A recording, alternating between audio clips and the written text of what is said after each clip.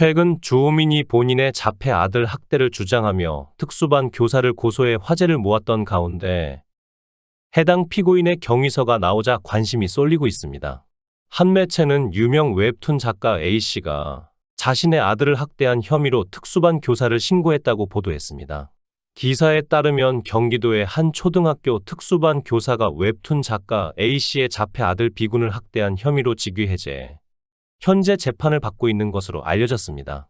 A씨는 2022년 9월 자폐 증상이 있는 B군의 특수반 교사를 아동학대 혐의로 신고했습니다. B군의 어머니는 아들의 가방에 녹음기를 켜놓은 상태로 등교시켰고, 녹음에는 교사가 B군의 행동을 저지하는 과정에서 짜증을 내는 내용이 담겼습니다. 앞서 B군은 장애가 없는 학생들과 함께 수업을 듣던 중 여학생 앞에서 바지를 내리는 행위를 해 학교폭력으로 분리 조치된 상황으로 전해졌습니다. 이후 교사는 B군에게 분리 조치되었으니까 다른 친구를 사귀지 못할 것이라는 취지의 발언을 했는데, 검찰에서는 관련 진술을 B군을 따돌리는 언행을 한 정황으로 판단했습니다. 그러나 다른 학부모들은 교사 측의 선처를 요구하는 탄원서를 재판부에 제출했는데요. 동료 교사들도 B군이 평소 선생님이나 다른 학생들을 때리는 등 문제 행동이 많았다는 취지의 말을 전달한 것으로 고해졌습니다. 자폐 아들을 둔 유명 웹툰 작가 A씨. 특수반 교사를 신고한 그는 머지않아 주호민으로 밝혀졌습니다. 주호민은 슬아의 2명의 아들을 두고 있는데 그중 첫째가 자폐증을 앓고 있는 것으로 확인되었습니다. 그리고 주호민은 곧 자신의 SNS를 통해 작년 9월 저희 아이가 돌발 행동으로 인해 특수학급으로 분리 조치돼 하루 종일 특수학급에서 교육받게 됐습니다. 그런데 사건 당일부터 지속적으로 평소와 다른 매우 불안한 반응과 두려움을 표현했고 등교도 거부했습니다. 라고 입장을 밝혔습니다. 이어 저희 아이의 돌발 행동이 발생한 것은 저희가 신고한 특수교사의 수업 시간이 아닌 다른 일반 교사의 수업 시간이었습니다. 그리고 특수교사의 행위는 해당 사건 일주일 후에 발생했죠. 본인의 수업 시간 중에 발생한 일이 아님에도 우리 아이에게 매우 적절치 않은 언행을 하였으며 이는 명백히 문제의 소지가 있다고 생각합니다. 라고 강조했습니다. 주호민은 아들의 가방에 있던 녹음기를 통해 특수교사의 언행에 대한 증거를 확보한 뒤 2022년 9월 경찰에 신고한 것으로 알려졌습니다. 현재 이 특수교사는 직위 해제가 된 상태에서 재판을 받고 있는 중인 것으로 고해졌는데요.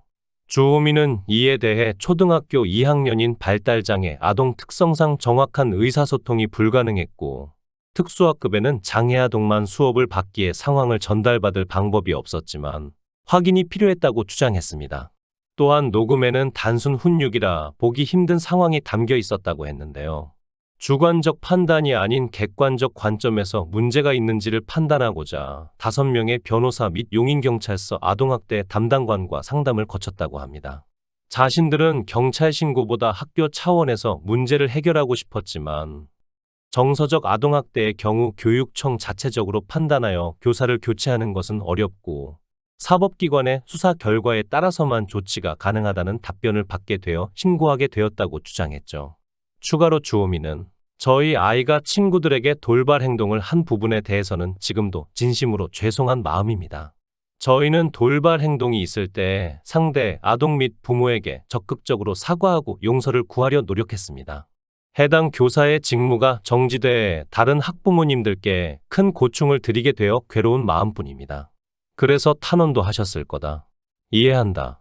이런 사정을 알려드리려 했으나 여의치 않았습니다. 라고 진술했습니다.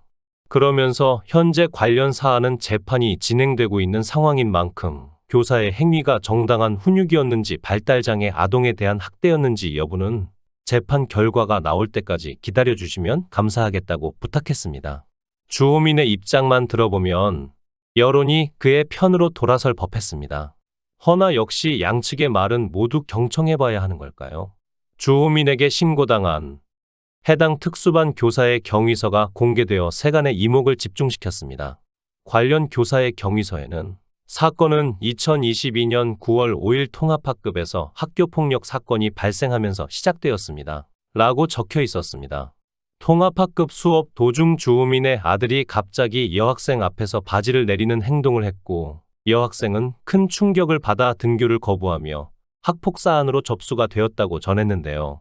이어 학폭 사안이었지만 피해 여학생 학부모가 강제 전학 분리 조치를 원했는데 해당 조치는 현실적으로 어려운 부분이 있어 통합 시간을 최대한으로 줄여달라고 피해 여학생 학부모가 요청했다. 라고 주장했습니다. 그리고 이후 개별화 교육지원팀 회의가 열렸고 회의에서는 특수교사의 지원 시간을 최대한 A 학생에게 배정하고 전교생 대상 성교육 프로그램을 실시하자는 방안이 채택되며 사건이 종료되었죠. 한편 교사는 녹음이 되었던 9월 13일 상황에 대해서는 부메랑 단어를 이해하기 위해 제시한 학습 동영상을 집중해 볼 수 있도록 강하게 이야기하는 부분이 있었으며 받침이 들어간 받아쓰기 급수 교재 신문장 중 버릇이 매우 고약하다라는 표현을 이해시키기 위해 수업 중 피해 학생에게 바지를 내린 행동이 고약한 행동이다라고 얘기했습니다. 이 말과 함께 교사는 이런 행동 때문에 친구들을 못 만나고 친구들과 함께 급식도 못 먹는다고 알렸습니다. 그러면서 하지만 이는 학생에게 같은 일이 다시 일어나지 않도록 강조한 것일 뿐 정서적으로 학대하고자 하는 의도는 결코 없었음을 맹세한다. 라고 고했습니다. 별개로 기소 내용과 관련해 교사는 녹취가 되었던 날에 A 학생은 특수학급 수업 시간에 앞 강당에서 나는 음악 소리를 듣고 수업 중에 교실 밖으로 자꾸 나가려고 했습니다.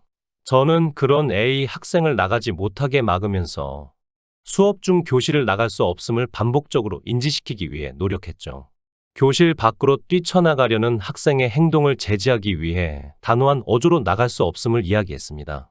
학생에게 안됨을 이야기하기 위해 다소 부정적인 표현을 반복적으로 사용해 검찰에 기소되었습니다. 라고 진술했습니다.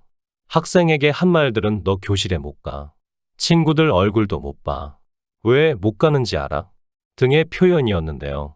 교실로 가려는 학생을 말리면서 반복적으로 학생에게 단호한 어조로 말한 사실은 있으나 이는 A 학생을 학대하려는 의도가 아니라 어떻게든 학생의 교출을 막아 학교 폭력으로 인한 2차 피해를 막고 싶어서 한 행동이었음 주장했습니다. 이후 특수학습 담당 교사는 경찰 통보로 신고 사실을 알게 되었고 녹음기에 녹음되지 않은 앞뒤 상황들은 모두 무시된 채 정서적 학대 혐의로 검찰에 송치되었죠. 해당 교사는 검사의 수사를 거쳐 불구속 구공판 처분을 받고 현재 교육청에서 직위해제 통보를 받은 후 힘든 나날들을 보내고 있다고 공술했습니다.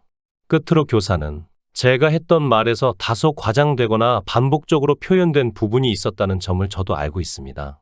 하지만 저도 교사이기 전에 한 사람인지라 학교폭력으로 처리해야 하는 모든 사안들을 특수교사 개인이 오롯이 떠안고 처리하는 과정 속에서 순간적으로 지친 마음이 들었습니다. 라고 드러냈습니다. 연이어 교사는 어떤 상황이라도 평정심을 잊지 않고 학생을 지도해야 한다고 말씀하시는 선생님이 계실지도 저를 이해하지 못하실지도 모르겠습니다. 순간 격양된 표현을 사용하여 학생을 지도했던 그때 상황이 속상하고 사건의 처리 과정 속에 지쳐버린 저 자신이 원망스럽기도 합니다. 라고 털어놓았습니다. 그럼에도 불구하고 이 과정들을 교사로서 잘 이겨내려고 노력했던 것은 A 학생이 그만큼 더 성장하기를 기대하길 바라는 애정 어린 마음이 있었기 때문이었다고 하는데요. 누구보다도 아이들을 사랑했고 지금 이 순간도 다시 교실로 돌아가 아이들과 함께 성장하고 싶어서 도와주시길 간청드린다고 주장했습니다. 시청해 주셔서 감사합니다. 구독, 좋아요, 알림 설정 부탁드리겠습니다. 좋은 하루 보내세요.